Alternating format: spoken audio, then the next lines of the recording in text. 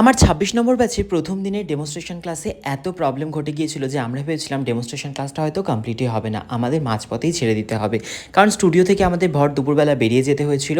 আরও অনেক খারাপ কিছু ঘটেছিল। খারাপ কী ঘটেছিল সেটা তো তোমাদের সাথে অবশ্যই শেয়ার করবো এই ভিডিওতে। আর যেটা বলা সেটা হচ্ছে সবশেষে কিন্তু একটা সুন্দর লুক বেরিয়েছিল। এই সুন্দর লুকটা যদি দিনের শেষে না আসতো তাহলে হয়তো পুরো দিনটাই বিফলে চলে যেত। দিনটা যা খারাপ হচ্ছিল আরও বেশি খারাপ হয়ে যেত। কিন্তু ওই যে কথাতে আছে না, শেষ ভালো যার সব ভালো তার, শেষটা অবশ্যই ভালো হয়েছিল। কারণ আমার মনে হয় ভালোর ক্ষমতা সব থেকে বেশি খারাপের থেকেও। তাই খারাপ কিছু কিন্তু কখনোই ভালোটাকে দমিয়ে রাখতে পারে না। সকালটা শুরু হয়েছিল খুব সুন্দরভাবে। স্টুডিও পৌঁছে গেছিলাম, এখানে মডেলও চলে এসেছে, স্টুডেন্টরাও চলে এসেছে। তারপরে কিন্তু শুরু হয়ে গেছিল আমাদের ডেমনস্ট্রেশন ক্লাস। যেহেতু আমার ২৬ নম্বর ব্যাচের প্রথম দিনের ক্লাস ডেমনস্ট্রেশন, আমি কিন্তু এখানে স্টুডেন্টদেরকে বুঝিয়ে বুঝিয়ে ক্লাসটা করাচ্ছিলাম। ডেমনস্ট্রেশন ক্লাস মানেই থাকে অনেক প্রোডাক্ট নলেজ, যেটা কিন্তু আমি স্টুডেন্টদেরকে দিয়ে থাকি। তো এখানে আমি সেই ডিটেলসে স্টুডেন্টদের প্রোডাক্ট নলেজ দিচ্ছিলাম। আর আমি তোমাদের জানিয়ে রাখি আমাদের পরবর্তী basic to advance makeup master class, যেটা স্টার্টিং হচ্ছে 29 এপ্রিল থেকে। তোমরা যারা যারা ক্লাস সিট বুকিং করতে চাইছো অবশ্যই আমাদের অফিসিয়াল নাম্বারে যোগাযোগ করতে পারো।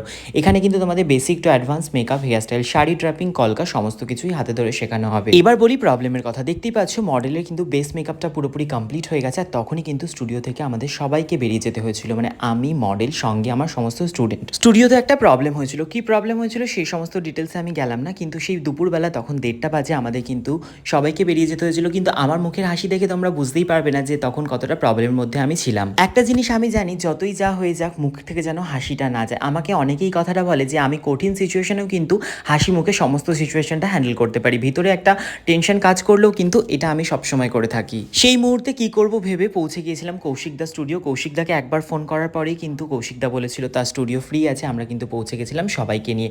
আর সেখানে যাওয়ার পর যেটা ঘটে গিয়েছিল, আমার প্রিয় হাইলাইটার সেটাও কিন্তু দেখছি হঠাৎ করে ভেঙে গুঁড়ো গুঁড়ো হয়ে গেছে। কি কারণে হয়েছে, কিভাবে হয়েছে সত্যি জানি না। মাঝে একবার আমাদের সবারই মনে হয়েছিল এত কিছু খারাপ ঘটছে আমাদের সাথে, আমাদের হয়তো আজকে শ্যুটটা বন্ধই করে দিতে হবে। কিন্তু আমি মনের জোর রেখে কাজটা করে গেছি। আর অবশেষে কিন্তু সুন্দর একটা লুক বেরিয়ে এসেছে, যেই লুকটাকে তোমরা সবাই অনেক ভালোবাসা দিয়েছো। আমাকে ডিএম করেও অনেকে বলেছো এই লুকটা তোমাদের খুব ভালো লেগেছে। কারণ আমি মনে করি জীবনে যতই কঠিন পরিস্থিতি আসুক না কেন, তোমাকে তোমার লড়াইটা চালিয়ে যেতে হবে। তুমি যদি লড়াইটা চালিয়ে যাও তাহলে তুমি জিতবেই জিতবে। ফাইনাল লুক আমাদের আজকে ডেমনস্ট্রেশনের। আর এদিকে সবাই রয়েছে, সবাই যা ওদিকে যা। হ্যালো, কেমন লাগলো বল।